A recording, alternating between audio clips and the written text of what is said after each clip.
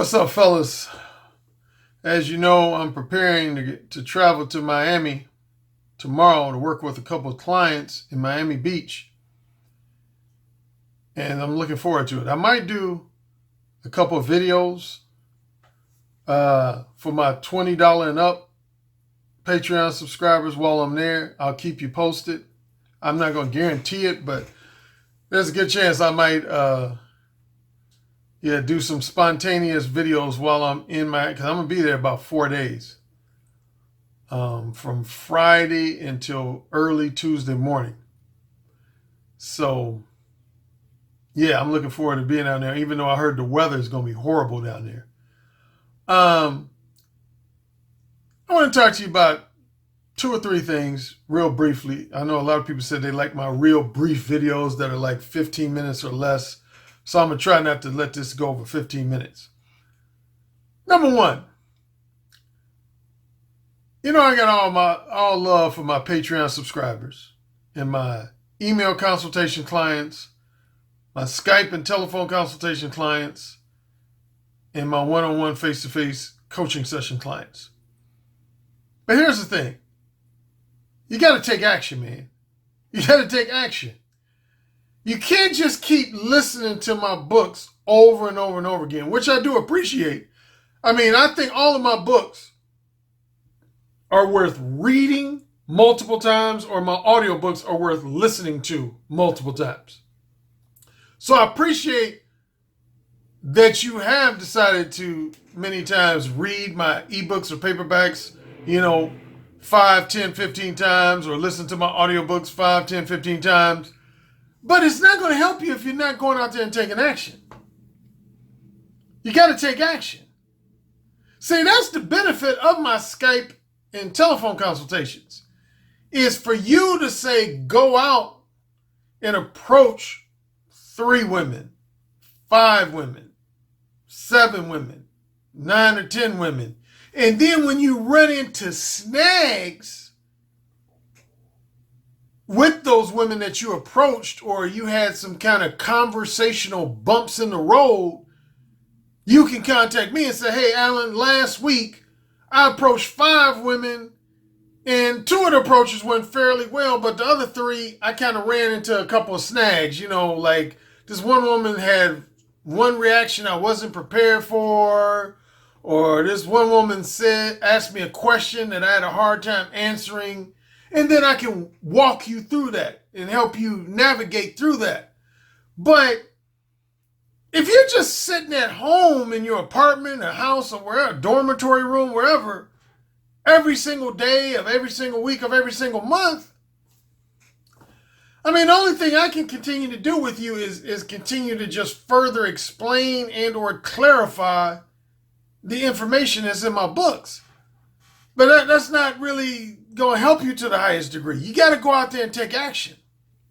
You have to go out there and take. That's why my tagline with Mo 1 is, Mo 1, baby, go out and make some shit happen. That's why you always hear me say that. Mo 1, baby, go out and make some shit happen. You got to go out and take action. Quit being paralyzed by the fear of being rejected. Quit being paralyzed by the fear of being criticized or insulted by a woman. Quit being paralyzed by the fear of potential negative reactions.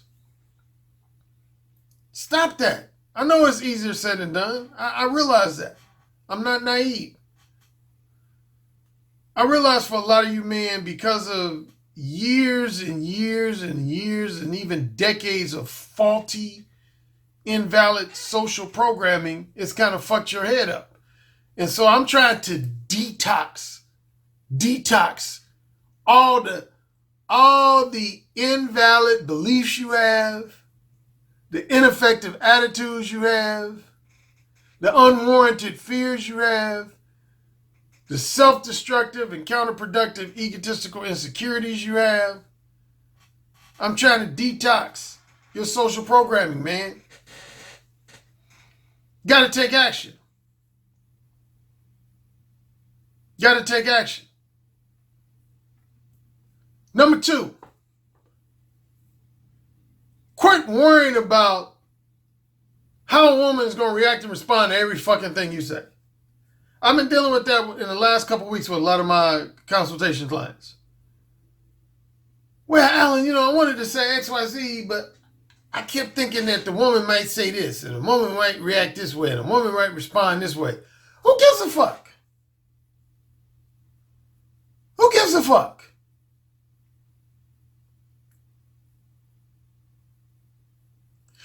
The objective of Mode 1 is for you to lay out to women in a confident, crystal clear, straightforward manner why you really want to share their company. Boom. Period.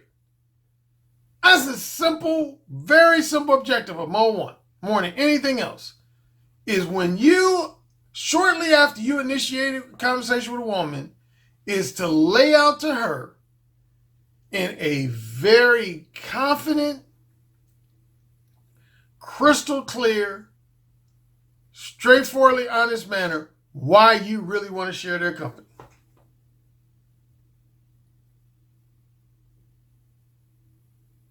Or I would even say, even before that, just simply inviting a woman to share your company.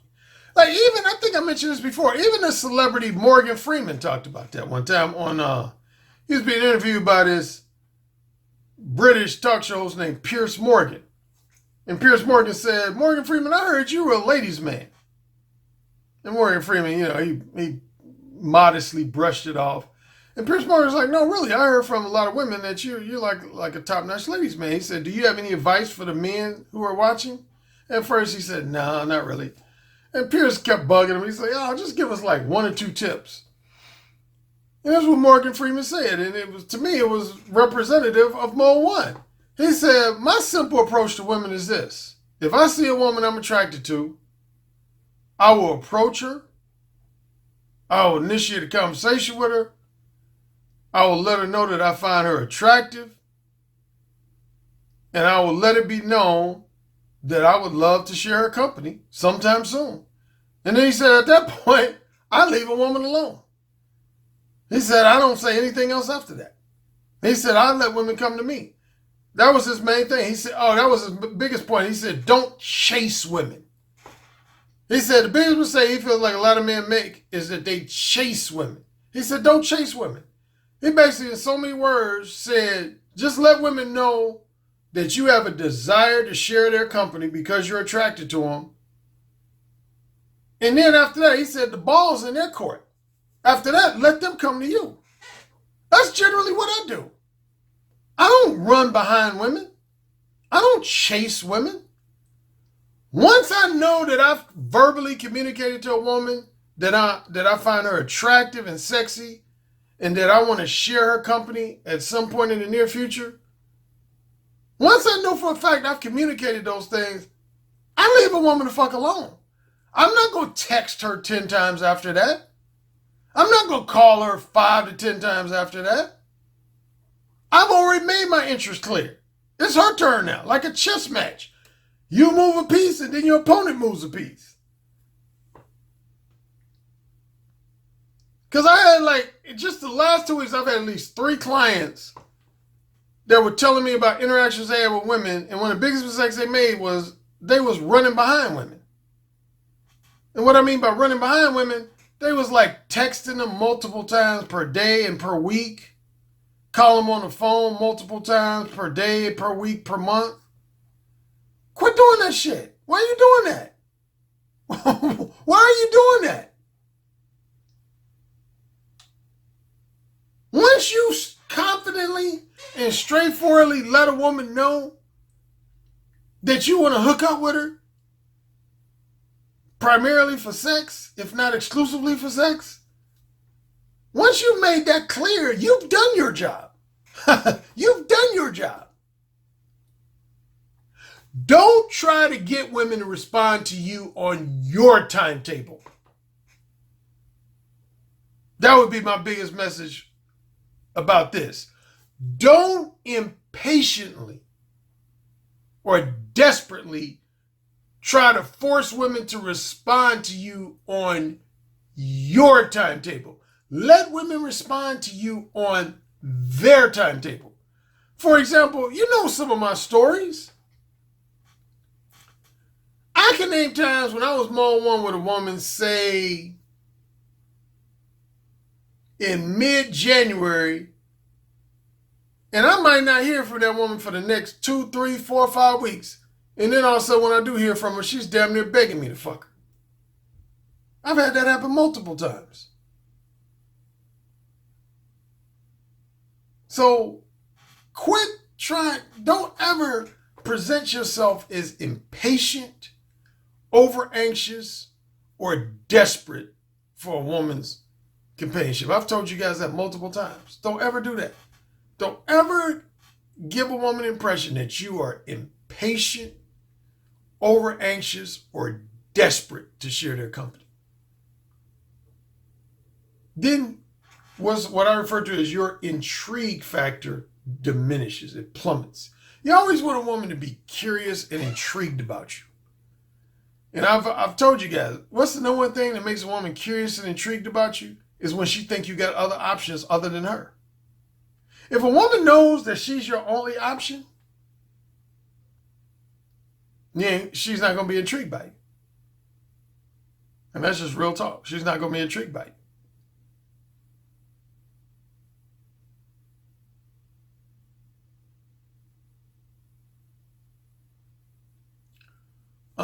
What else? How are we doing for time? Okay, I only got about 2, 3 more minutes. There was at least one other thing I wanted to cover.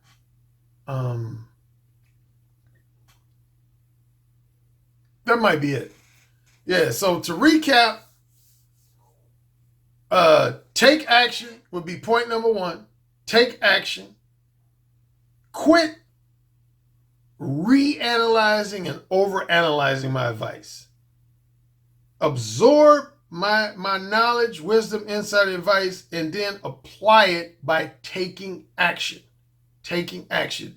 And then again, when you do take action, when you run into what I call snags or bumps in the road or things that leave you confused a bit, then just hit me up for a Skype or a telephone consultation or even an email consultation. Number 2, quit worrying about women's potential reactions and responses to things you say to them. Just concentrate on what you want to say to them.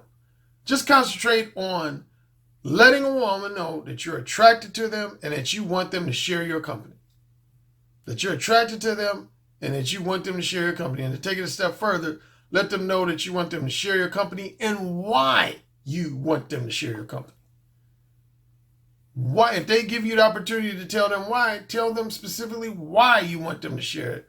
If you know you want a woman to share your company strictly just for casual sex, tell them that. Don't shy away from that shit. Tell them. And finally, man, don't run behind women. Don't chase women.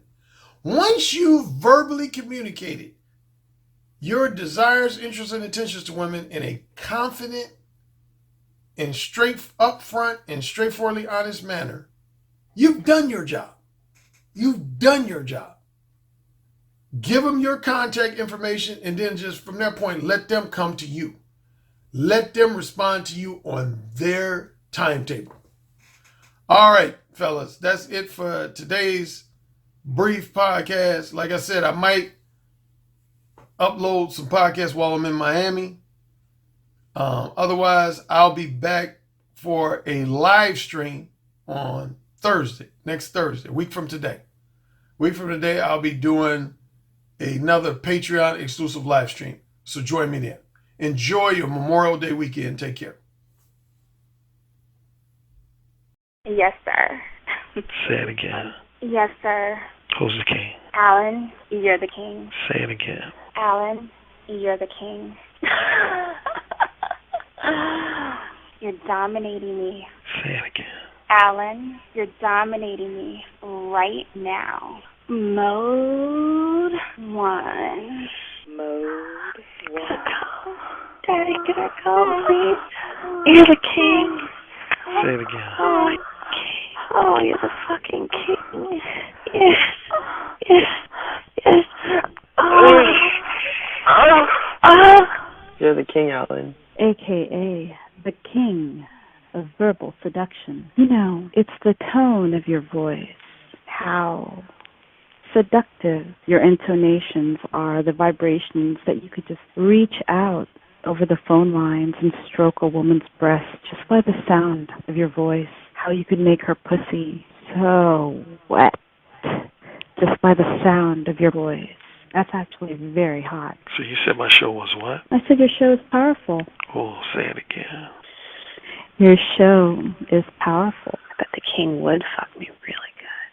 Oh, yeah. Who's the king? Alan Roger Currie. Oh, yeah. Who's the king? Alan Roger Currie. The king. The king. The king.